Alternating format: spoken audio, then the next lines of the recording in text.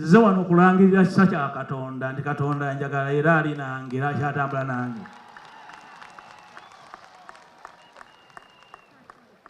Beebuuza Mpuuga ayagala ki? Ayagala bwa pulezidenti bwa Nuupu? Ayagala bwa ggwanga? Ayagala kukola kibiina kipya?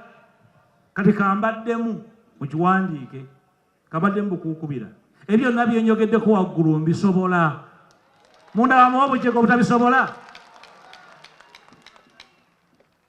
Mu kaseera kano ngenda kuwa obudde okunoonya obumu eri ababwetaaga.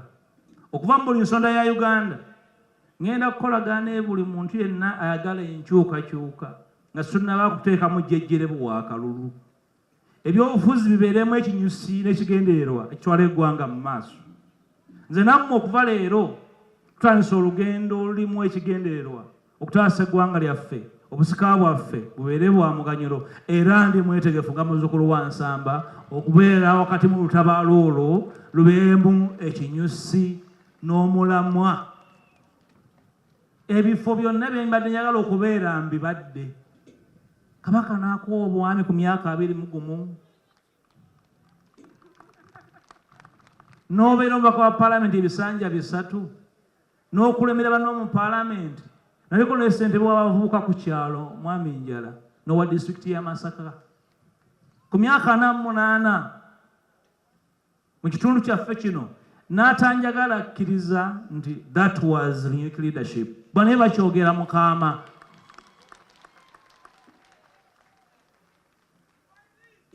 Njala kusinzira wano mbayite mwenna.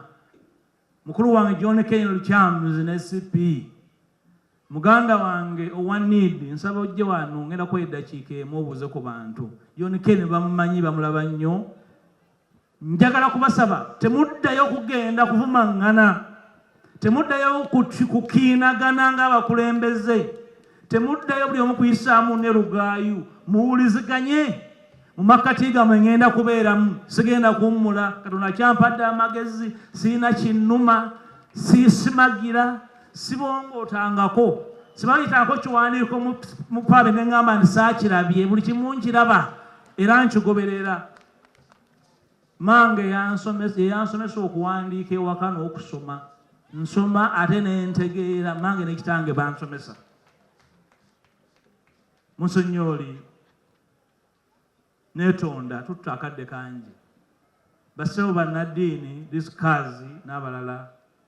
Mukadde wange Canon Venerable Nkambo Mugerwa okuva ku Lutikko e Kako. Tweyanza nnyo akadde kano.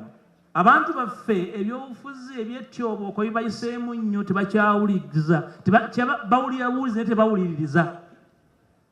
Bassebo abasaaseredooti okuva mu buli nsonda ya Uganda. Buli dayisisi evuddemu omusaaseredooti olw'omukolo guno. Obudde butono nandibadde mbanjula. Mwebale nnyo tuwa akadde kano. Eggwanga lyetaaga buli muntu waali mu ddiini ye mu ggwanga lye okutegeera nti obudde buwungeera.